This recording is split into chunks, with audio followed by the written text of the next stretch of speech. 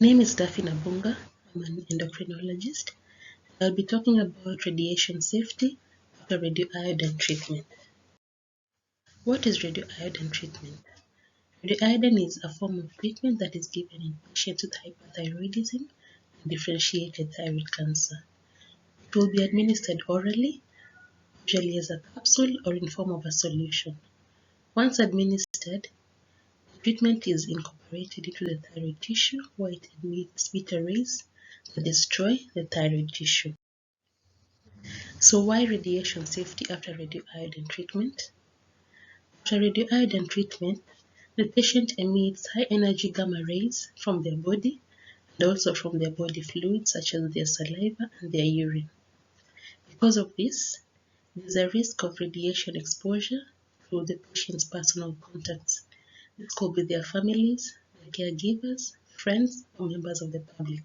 It is therefore paramount to practice radiation safety precautions after radioiodine treatment. First, reduce radiation exposure to levels that are as low as reasonably achievable. How do we achieve radiation safety? For each patient, a restricted period will be defined after radioiodine treatment. The duration of this period is individualized and will depend on the dose of the radioiodine treatment administered, the physical half-life, and the exposure rate. So during the restricted period that has been calculated, the patient should practice radiation safety precautions. They are therefore advised to avoid sexual contact, avoid kissing, avoid sharing utensils, towels, razors, and sleeping in the same bed with another adult, pregnant woman, infant, or child. The radiation safety precautions taken after radioiodine treatment for hyperthyroidism, we start with a little bit of basics. In hyperthyroidism, it is assumed that there is a 50% uptake of the radioiodine by the thyroid, with an effective half-life of approximately 5 days. Patients with hyperthyroidism therefore retain a high percentage of radioactivity. The daytime restrictions after radioiodine treatment for hyperthyroidism are as follows.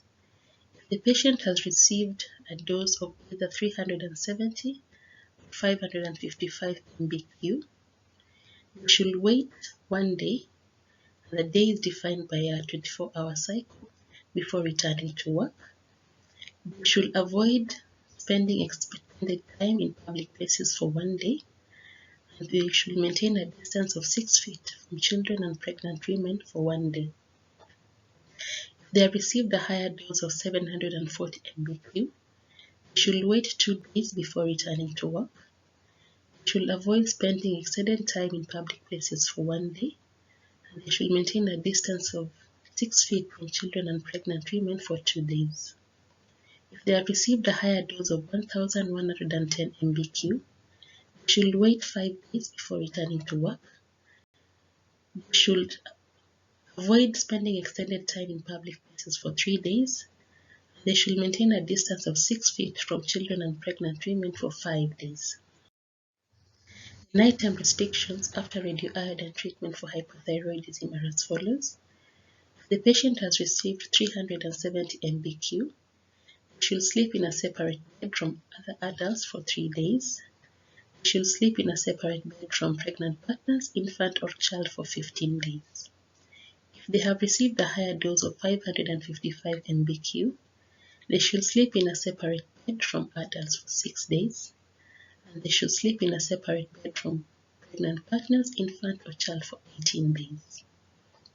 If they have received a higher dose of 740 mbq, they should sleep in a separate bed from adults for 8 days, and they should sleep in a separate bed from pregnant partners, infant, or child for 20 days.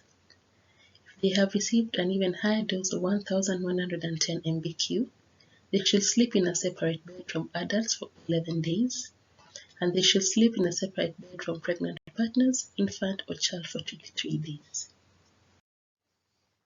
Radiation safety after radioiodine treatment for thyroid cancer. We'll start with a few basic physics. So thyroid cancer radioiodine treatment is usually remnant ablation, meaning the patient will have already undergone a total thyroidectomy. So in this case, Radioiodine treatment assumes a by-exponential disappearance with an early effective half-life of 0.6 days, 2% uptake in remnant, with an effective half-life of 7.3 days. Therefore, the doses given for thyroid cancer are higher than those given in hyperthyroidism.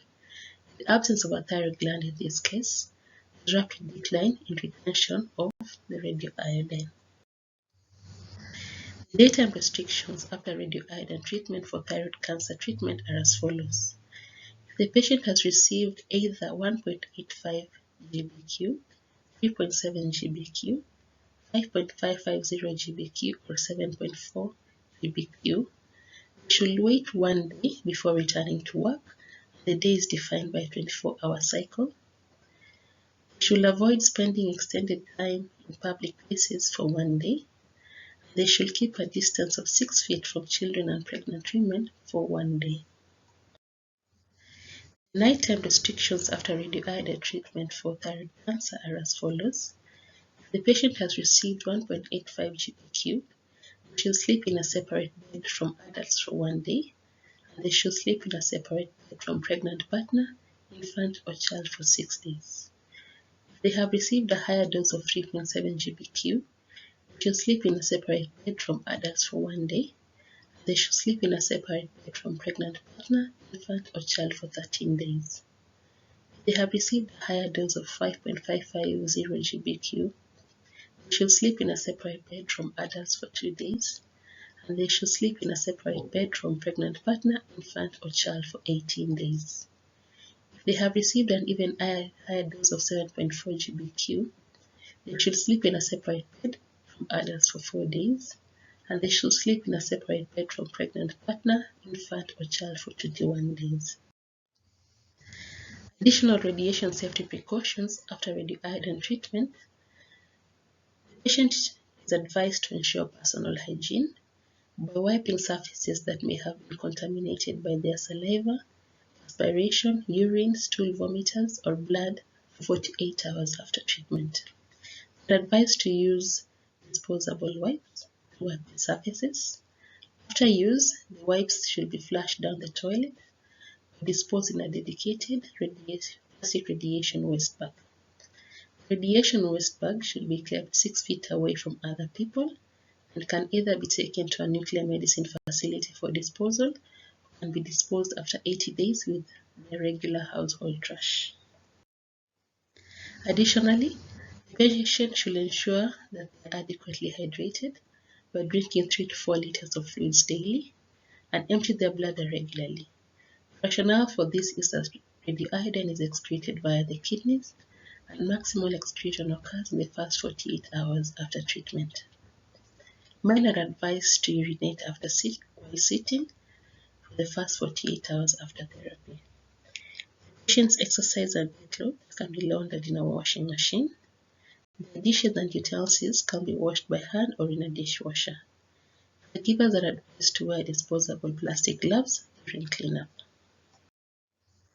Additionally, in females who have received radioiodine therapy, they are advised that future pregnancy should be delayed for at least 6 months after the radioiodine therapy. In men, attempts to produce pregnancy should be delayed for 3 to 4 months after radioiodine treatment. I hope you found this helpful, and I hope this has answered your questions about radiation safety after radioiodine treatment. Thank you.